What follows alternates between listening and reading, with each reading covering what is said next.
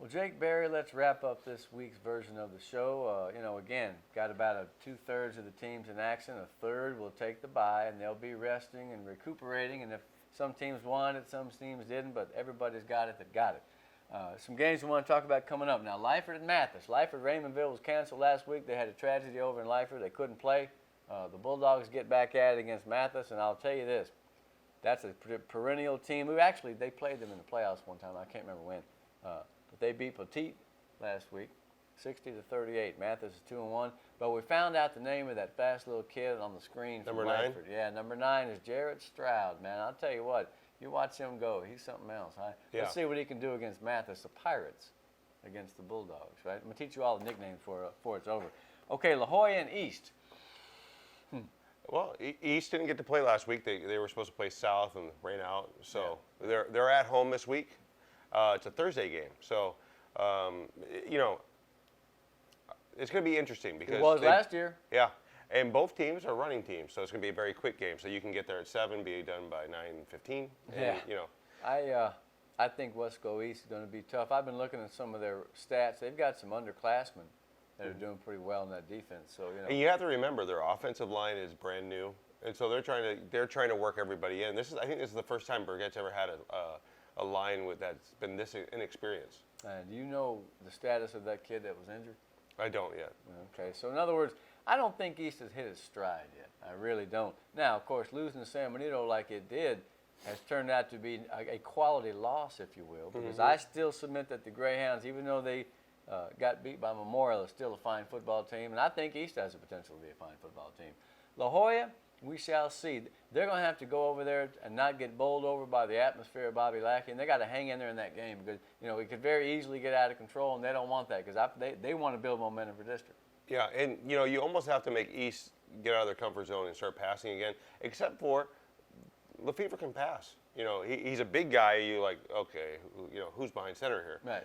They put the fridge back there. Yeah. But he can throw it. He likes Call to you throw. the fridge, man. What's up? Yeah, no, it's good. Yeah, that's all right. He made the Jared NFL. Lorenzen. Yeah, Jared Lorenzen. Okay. Even worse. Okay. No, it is not. But Is it worse? No, but he likes to pass. So that's one thing about this East team this year is that they actually have a quarterback that is not a runner per se, as more of a pocket passer. Especially He's at that big. He's a strong kid with a great arm. So all they got to do is throw it up there and let Ciro run underneath it. Yeah. That's my guy, man. And it's going to be interesting to see if La Jolla can get their running game to, click in the way it was the first 2 weeks. Well, look, man, they broke free last year. They broke through the playoffs. And if they want to go again, they need to compete in this game. Because remember, sometimes you don't have to win a game. Obviously, you want to. But you can't get licked. You can't get whipped to where you go back to town going, oh, man, we don't have anything left. Because that sometimes takes the wind out of your sails. Okay. How about Gruya, man? They had a pretty good win against PSJ Southwest. I was surprised at that. Were you? Yeah, I was too, because PSJ Southwest was one of my picks to make the playoffs in their district. So in 32, they still may. Yeah, but that's a tough loss because Gruya was coming off a loss to Port Isabel. Port Isabel, yeah, and which you think about that one, they actually had that game for a while. So. Yeah. So I was impressed with the PSJ Southwest win, but this week, they're going to have their hands full again. Anytime a 5A a 4A beats a 5A, they have to be impressed with that. No, Gruya did well. It's 35-26, and we got highlights on that game. We got a lot of highlights there. In fact, I'll tell you, man, I spend more time in the wee hours of the morning watching highlights and jotting down kids' numbers. It's fun, but it's a great way to scout because in the old days, all you could do is either go to the game or pick up the phone and call somebody. Now you get your own video service, and I'll tell you, it's neat, man. I mean, I wish I could watch every game, but I'll never get any work done if I did. Yeah, don't say scout because, you might know who might That's offend. right, Yeah. that's right. This guy has been accused of controversies and snafus like there's no tomorrow. So the team that Gruya plays is Lytle. That's where Dan Gomez came from. Another Pirates, I believe. And they haven't been the same since. No, I think they're 1-2, and I think Gruya can win this ball game, so I sure hope that they do, because remember, if they're not from the Valley, they ain't sick 'em. Yep. Santa Maria Benavides, man. Benavides another team that they're not that good. So let's see if Santa Maria can go 2-0. They got rained out against Santa Gertrudis. They didn't get to ride that calf in. It's too bad.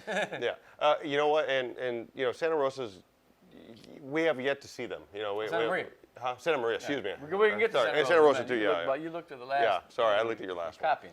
But, the rain out kind of hurts, but so be it. Hey, man, you know what? That program's happy to be back in action. And so they're going to go out there and play Benavides. You know what their nickname is? What's that? The Eagles.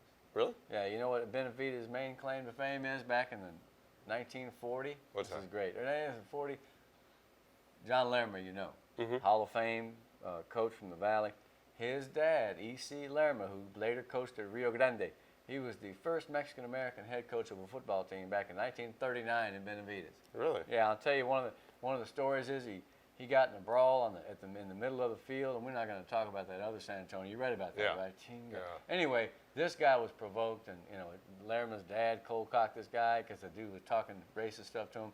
Never got bothered again. He proved himself in his first game. He almost got the axe right then and there. You can read about that and other stories in Border Ball, available at Amazon, blah, Barnes blah, and Noble. blah. That's Greg's book. Yeah. Anyway, but Benavides is one of those teams that's been playing for a long, long lot of years, and it carries a little bit of history with it. So, all right.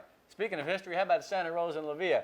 Neither one of those teams is off to its customary good start, but when they get together, that little Sugar Bowl is a great time, and they're going to have fun over there. I think it's in La Villa. Yeah. And, this is a different La Villa team. This isn't the spread team that we've come accustomed to seeing over there. No, they're going to try to run the ball. Yeah, they're running the ball out of the nasty slot, or slot T, however you want to call it.